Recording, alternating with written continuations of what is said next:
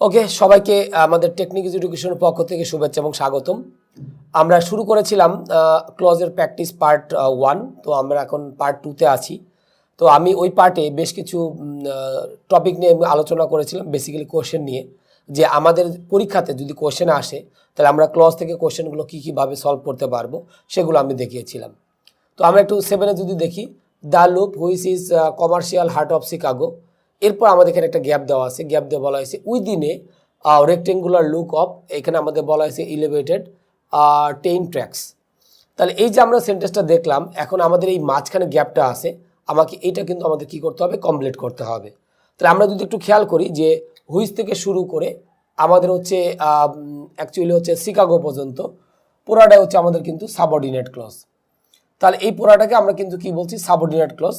এখন এটুকু যদি আমরা বাদ দিই, বাকি যেটা আছে এটা হচ্ছে আমাদের কি, প্রিন্সিপাল ক্লজ। তাহলে প্রিন্সিপাল ক্লজে আমরা অলরেডি একটা সাবজেক্ট পেয়েছি, কোনটা, দ্য লুপ। দ্য লুপটা হচ্ছে আমাদের কিন্তু হচ্ছে এখানকার প্রিন্সিপাল ক্লজ। তাহলে প্রিন্সিপাল ক্লজের কি দেওয়া আছে, সাবজেক্টে আছে। তাহলে এখন আমাদের কি করতে হবে, এই প্রিন্সিপাল ক্লজের সাবজেক্টের সাথে আমাদের ভার্বটাকে ইউজ করতে হবে। সো আমরা এ নাম্বারটা যদি নেই, দ্যাট ইজ ইনক্লোজড, তো আমাদের এখানে কিন্তু প্রিন্সিপাল ক্লজটা কি করা দরকার, কমপ্লিট করা দরকার। সো আমাদের এখানে এ নাম্বারটা কিন্তু আমাদের এখানে ভুল, কারণ আমি এ নাম্বারটা যদি নেই তাহলে আমার কি হচ্ছে, আরেকটা নতুন করে সাবঅর্ডিনেট ক্লজ কিন্তু আমাদের কি হয়ে যাচ্ছে, তৈরি হয়ে যাচ্ছে। তো আমাদের এখানে সাবঅর্ডিনেট ক্লজটা তৈরি করার আমাদের এখানে অ্যাকচুয়ালি কোনো দরকার নাই। সো এই কারণে এ নাম্বারটা হচ্ছে আমাদের ভুল। বি নাম্বারটা যদি আমরা দেই, এনক্লোজিং ইট, তাহলে আমাদের এই প্রিন্সিপাল ক্লজে কিন্তু অলরেডি সাবজেক্ট আছে, আমাদের অ্যাকচুয়ালি কি দরকার, একটা ভার্ব দরকার। সো আমি যদি বি নাম্বারটা নেই, এনক্লোজিং ইট, তার মানে আমাদের মানে আমাদের ভি প্লাস আইএনজি আছে। তো এই যে আমরা দেখলাম যে ভি প্লাস আইএনজি, এটা যদি নেই, আমি একটা কথা বলেছিলাম যে শুধু ভি প্লাস আইএনজি আমাদের কিন্তু কখনোই কোনো একটা ভার্বের কাজ করতে পারে না। তাহলে বি নাম্বারটা ভুল।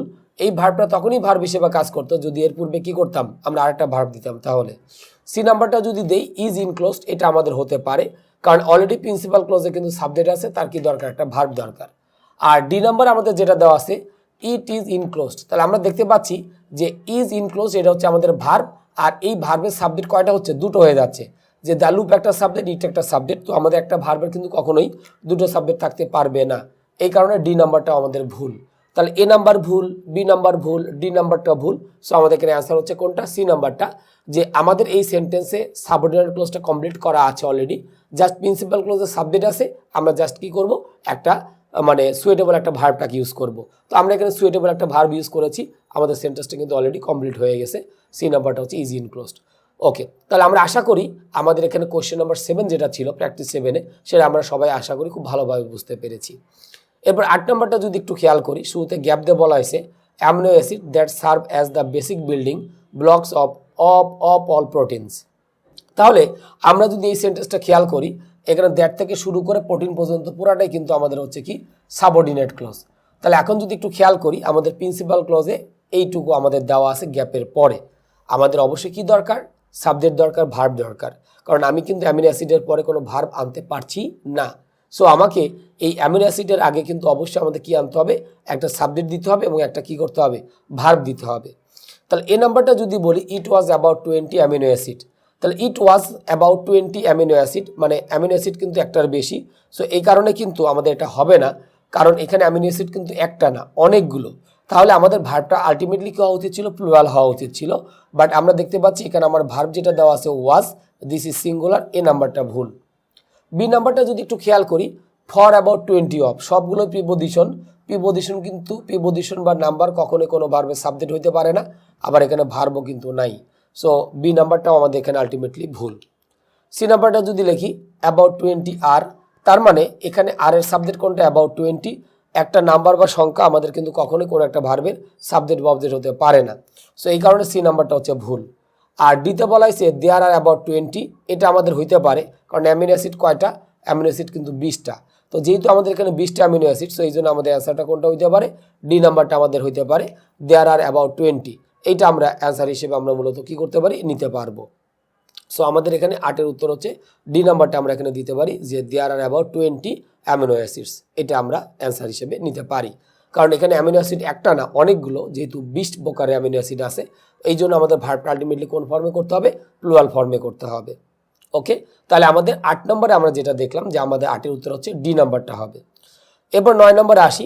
After its introduction in 1969 the float process gap দিয়ে বলা হলো the world's principal method of manufacturing flat sheets of glass. তাহলে এই যে আমাদের এখানে যেটা দেওয়া থাকলো, তাহলে আমাদের আফটার ইটস ইন্ট্রোডাকশন ইন এত, এটা হচ্ছে আমাদের প্রিপোজিশন যুক্ত ওয়ার্ড। তো প্রিপোজিশন যুক্ত ওয়ার্ড আমাদের কখনো কোনো একটা ভার্বের সাবজেক্ট বা অবজেক্ট হয় না, তাহলে এটা কিন্তু আমাদের কোনো একটা ভার্বের সাবজেক্টও না, অবজেক্টও না। তাহলে এখন যদি একটু খেয়াল করি, দ্য ফ্লোট প্রসেস, এটা হচ্ছে আমার এখানকার হচ্ছে সাবজেক্ট। তাহলে এই এই এই সাবজেক্টের আমাদের অ্যাকচুয়ালি কী দরকার, একটা কিন্তু ভার্ব দরকার। তাহলে এখন এ নাম্বারটা যদি নেই, বাই হুইচ ইট, এখানে আমাদের বলা হয়েছে বিকজ, তো এটা তো আমাদের হবেই না, বিকজ বা বিকেম যাই হোক না কেন, এটা যদি আমাদের হইতে পারতো তাহলে হয়তো আমরা এটা ইয়ে করতে পারতাম। তো আমাদের এখানে এ নাম্বারটা হবে না, কারণ আমি যদি এ নাম্বারটা নেই তাহলে বাই হুইচও কিন্তু একটা ক্লোজ মার্কার। আমরা হুইচ ভার্সেস প্রিপোজিশন প্লাস হুইচের মধ্যে একটা পার্থক্য দেখেছিলাম।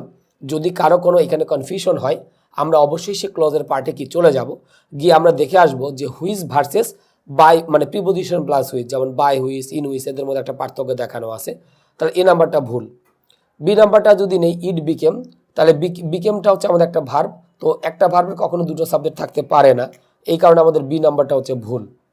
তারপর সিতে আমাদের যেটা দেওয়া আছে বিকেম, এটা কিন্তু আমাদের কি আমাদের হইতে পারে, কারণ দ্য ফ্লোট প্রসেস হচ্ছে সাবজেক্ট, তার ভার্ব হিসেবে আমরা বিকেমটা নিতে পারি। আবার ডি নাম্বারটা যদি নেই, তাহলে হুইচ থেকে শুরু করে শিটস অফ গ্লাস পুরোটাই কিন্তু আমাদের কিন্তু সাবঅর্ডিনেট ক্লজ। সো আমাদের এখানে ডি নাম্বারটাও কিন্তু আমাদের এখানে হবে না। সো এই কারণে আমাদের এই পুরো ইয়ের ভিতরে আমাদের এখানে অ্যান্সার কোনটা হবে, সি নাম্বারটা হবে বিকেম। কারণ এই সেন্টেন্সে আমাদের কি দরকার, জাস্ট আমাদের একটা ভার্ব ছিল, সেই ভার্বের আমাদের অ্যাকচুয়ালি আমাদের কি দরকার, একটা ভার্ব দরকার, আর কিছুই দরকার নেই। তো আশা করি আমরা এই কোয়েশ্চেন 7 এবং 8, এই তিনটা কোয়েশ্চেন আমরা খুব ভালোভাবে বুঝতে পেরেছি। পরবর্তীতে আমরা 10 থেকে বাকি আমরা কোয়েশ্চেনগুলো নিয়ে আলোচনা করব। ওকে, তো আমরা ইতিমধ্যে 7 থেকে 9 পর্যন্ত আমরা এই পার্টে প্রবলেমগুলো দেখেছি। এখন আমরা দেখব 10 থেকে 12 পর্যন্ত যে প্রবলেমগুলো আছে সেগুলো নিয়ে একটু আমরা বিস্তারিত আলোচনা করব, এবং টোটালটাই থাকবে কিন্তু ক্লজের উপর ভিত্তি করে।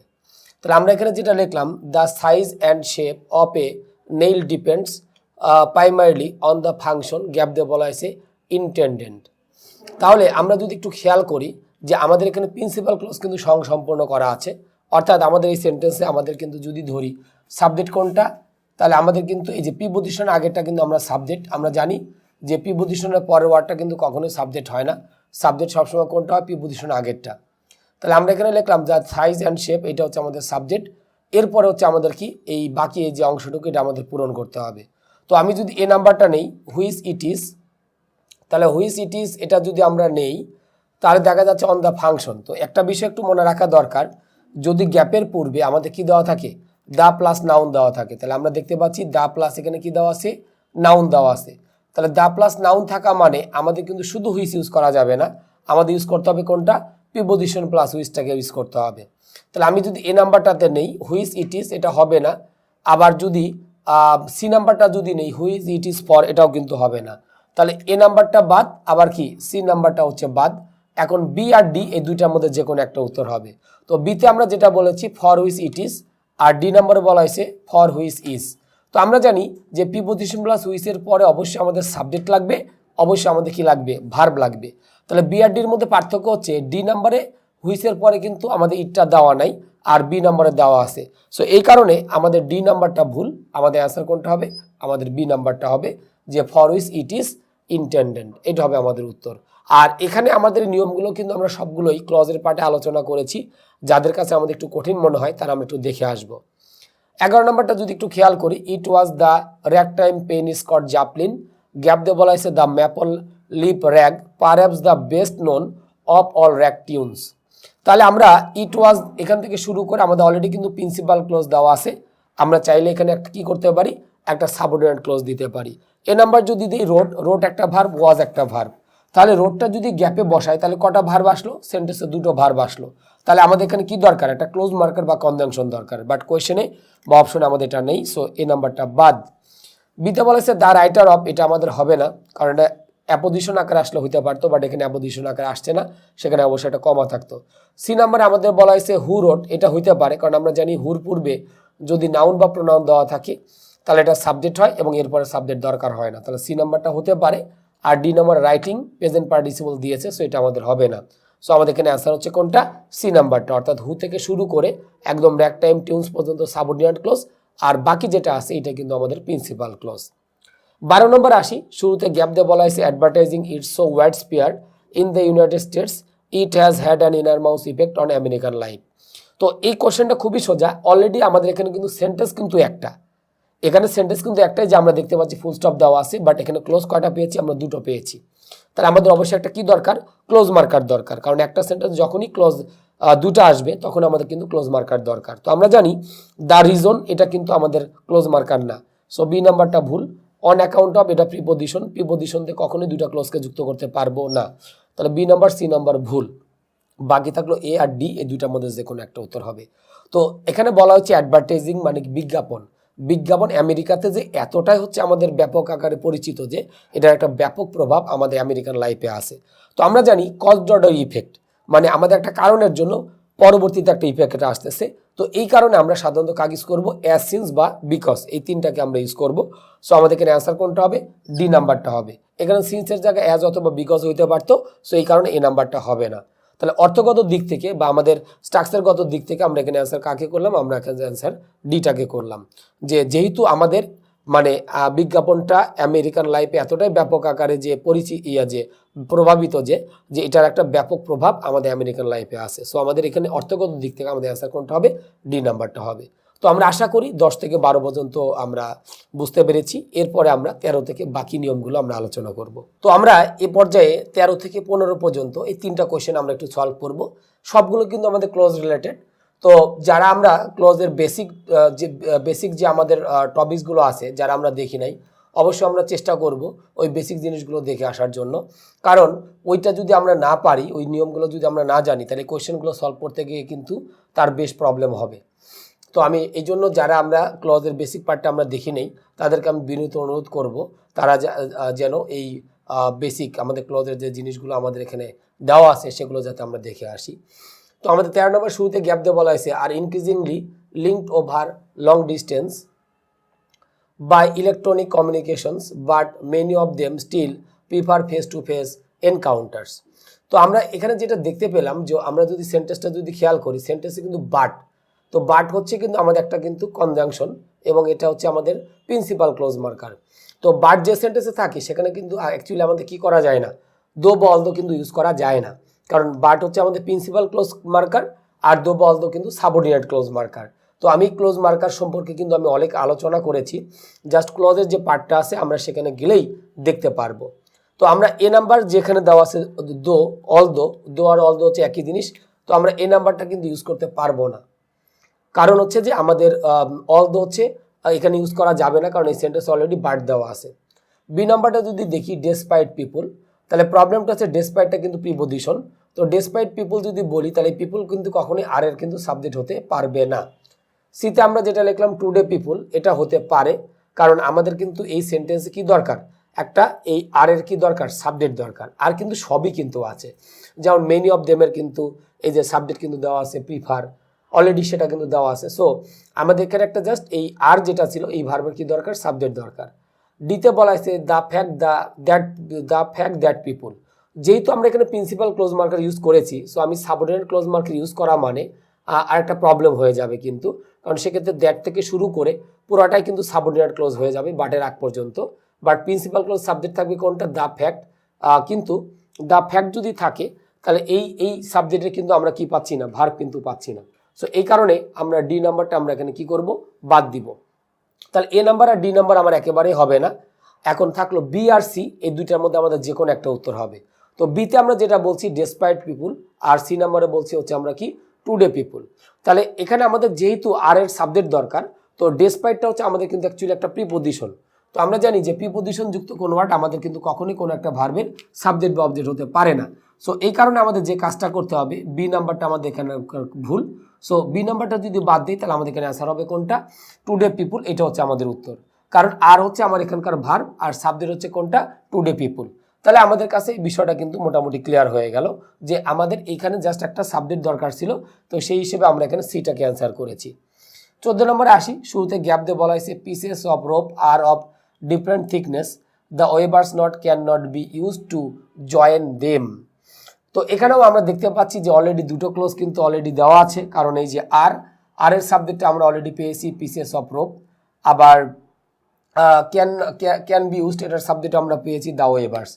তাহলে আমরা যেটা দেখলাম যে আমাদের এই সেন্টেন্সে দুইটা ভার্ব অলরেডি দেওয়া আছে, জাস্ট এখানে আমাদের একটা কি দরকার, ক্লোজ মার্কার বা কনজাংশন দরকার। এই নাম্বারটা যদি দেই টু অফ, এটা কিন্তু আমাদের আসলে কোনো কনজাংশন না, কারণ এটা কিন্তু একটা সংখ্যা, তো সংখ্যা দিয়ে কখনোই দুইটা ক্লোজকে যুক্ত করা যায় না, সো এই নাম্বারটা ভুল।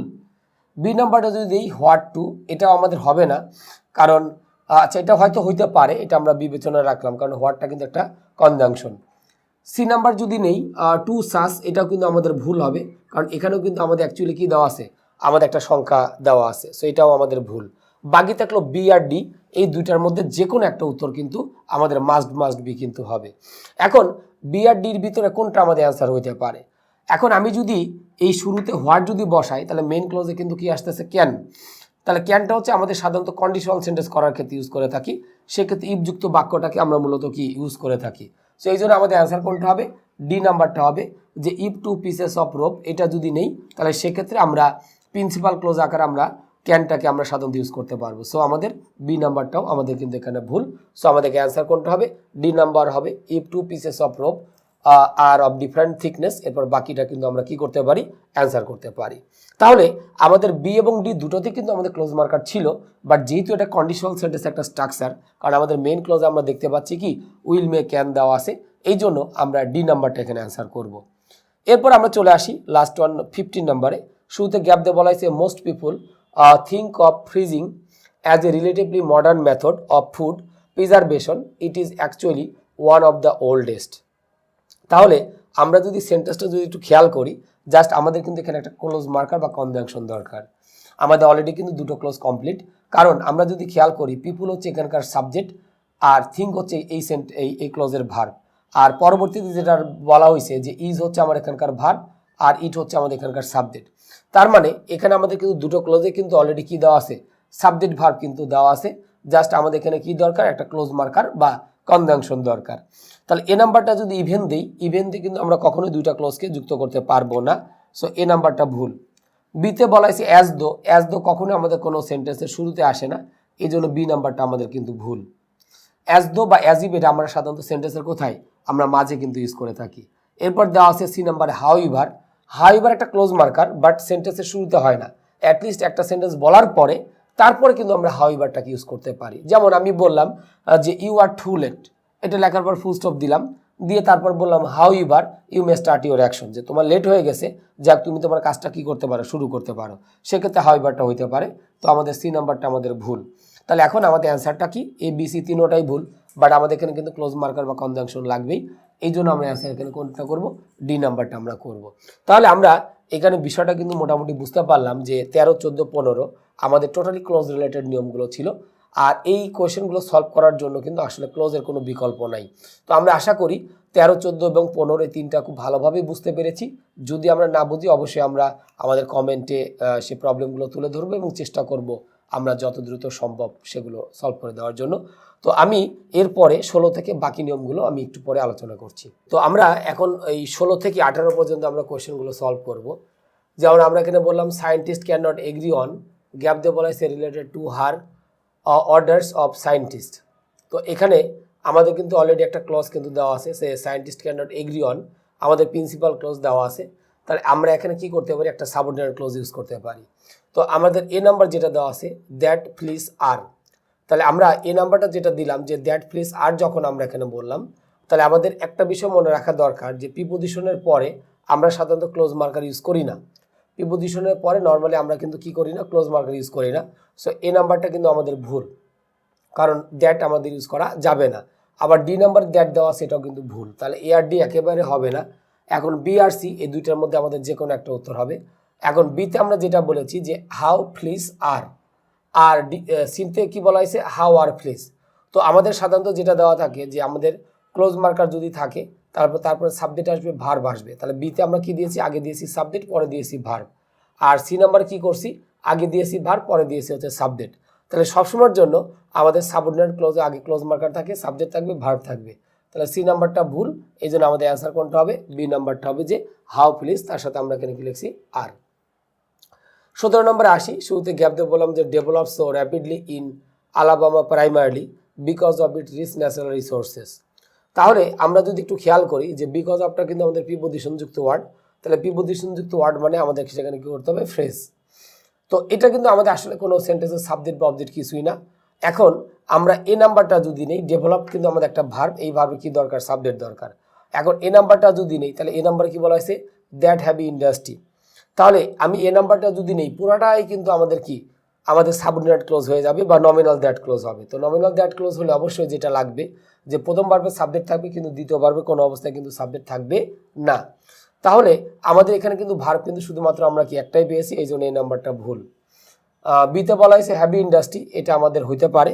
সিতে বলা হয়েছে হ্যাভি ইন্ডাস্ট্রি দ্যাট ওয়াজ, তাহলে দ্যাট থেকে শুরু করে একদম লাস্ট পর্যন্ত পুরাটাই কিন্তু সাবঅর্ডিনেট ক্লোজ, তাহলে শুধুমাত্র প্রিন্সিপাল ক্লোজ সাবজেক্ট আছে, ভার্ব কিন্তু নাই, এই কারণে সি নাম্বারটা ভুল। আর ডি নাম্বারটা যদি নেই, যে হোয়েন থেকে শুরু করে একদম লাস্ট পর্যন্ত পুরাটাই কিন্তু আমাদের হচ্ছে সাবঅর্ডিনেট ক্লোজ, তাহলে এটা হচ্ছে আমাদের বাদ। সো আমাদের এখানে অ্যান্সার হবে কোনটা, বি নাম্বারটা, যে আমাদের ডেভেলপমেন্ট সাবজেক্ট আছে, এই ভার্বের আমাদের কি দরকার, হ্যাভি ইন্ডাস্ট্রি।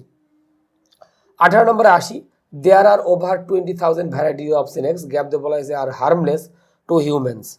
তাহলে আমাদের এখানে কিন্তু অলরেডি আমরা দেখতে পেয়েছি যে অলরেডি বেশ কিছু ক্লজ আমাদের এখানে দেওয়া আছে। এখন এই নাম্বারটা যদি লেখি মোস্টলি দে, তাহলে আমাদের এটা কিন্তু দেওয়া যায় না, কারণ মোস্টলি দে আসলে সাধারণত হয় না। আর একটা ক্লোজের সাথে একটা ক্লোজ মার্কার যুক্ত করতে গেলে আমাদের অবশ্যই একটা ক্লোজ মার্কার বা কনজাংশন কিন্তু দরকার। এরপর বলা হয়েছে মোস্ট অফ দেম, দেমটা কিন্তু আমাদের কোনো ক্লোজ মার্কার না, কারণ এখানে সেন্টেন্স কিন্তু একটা, ক্লোজ কিন্তু দুইটা, এই কারণে বি নাম্বারটা ভুল। সিতে বলা হয়েছে মোস্ট অফ হুইস, আর ডিতে বলা হয়েছে হুইস মোস্ট। তো শুধু মোস্ট আমাদের দেওয়া যায় না, মোস্টের সাথে অবশ্যই আমাদের কাকে ইউজ করতে হবে, অফটাকে ইউজ করতে হবে। আর আমরা দেখতে পাচ্ছি আমাদের সেন্টেন্সে কিন্তু সিলেক্টটা হচ্ছে আমাদের কিন্তু কি ব্যক্তিবাচক। তাহলে যেহেতু সিলেক্টটা ব্যক্তিবাচক, সো এই জন্য আমাদের যে কাজটা করতে হবে যে আমাদের এখানে একটা বস্তুবাচক। তো আমরা জানি বস্তুর ক্ষেত্রে হুইজ বা দ্যাটটাকে আমরা সাধারণত কী করে থাকি, ইউজ করে থাকি। সো এই জন্যে আমাদের সি নাম্বারটা হবে, ডি নাম্বারটা হবে না, কারণ ডি নাম্বারে মোস্ট আগে দিতে হবে এবং তার সাথে মাঝখানে আমাদের কী দিতে হবে, অফটাকে আমাদের মূলত ইউজ করতে হবে। তাহলে আমরা দেখলাম যেটা 16, 17, 18 এই বিষয়গুলো কিন্তু আমরা মোটামুটি বুঝতে পারলাম। তো আশা করি যে আমরা ক্লজের যে আমরা প্র্যাকটিসগুলো আমরা এখানে দেখালাম, সবাই আশা করি বুঝতে পেরেছি। তো তার আগে যাদের ক্লজ সম্পর্কে আমাদের আইডিয়া নাই, আমাদের কিন্তু এই চ্যানেলে ক্লজ সম্পর্কে অনেক অনেক ভিডিও আপলোড করা আছে, এ টু জেড এখানে আলোচনা করা আছে, এবং ওইখানে আমি নিয়মও আলোচনা করেছি, সাথে সাথে কিন্তু ওখানে উদাহরণও দিয়েছি। তো সেই জিনিসগুলো আমরা মোটামুটি বেশ ভালোভাবে দেখব বা দেখার ট্রাই করব। তো আশা করি যে আমাদের হচ্ছে প্র্যাকটিস অন ক্লোজের পার্ট 2টা আমরা সবাই বেশ ভালোভাবে বুঝতে পেরেছি, এবং আমি এই পার্টেও অনেকগুলো প্র্যাকটিস আমি দেখিয়েছি। এরপরেও যদি কেউ কোথাও যদি আমরা না বুঝে থাকি, অবশ্যই আমরা ভিডিওর নিচে কমেন্ট করব, এবং আমরা চেষ্টা করব টেকনিক্স এডুকেশনের পক্ষ থেকে যত দ্রুত সম্ভব সেগুলো সলভ করে দেওয়ার জন্য। তো আমাদের প্র্যাকটিস অন ক্লজের পার্ট 2 এ পর্যন্তই, এবং আমি পার্ট 3 প্র্যাকটিস অন ক্লজের পার্ট 3 দেখার আমন্ত্রণ জানিয়ে আমি প্র্যাকটিস অন ক্লজের পার্ট 2 এখানে শেষ করছি। সবাই ভালো থাকবেন আর দেখতে থাকবেন আমাদের টেকনিক্স এডুকেশনের সমস্ত ভিডিওগুলি।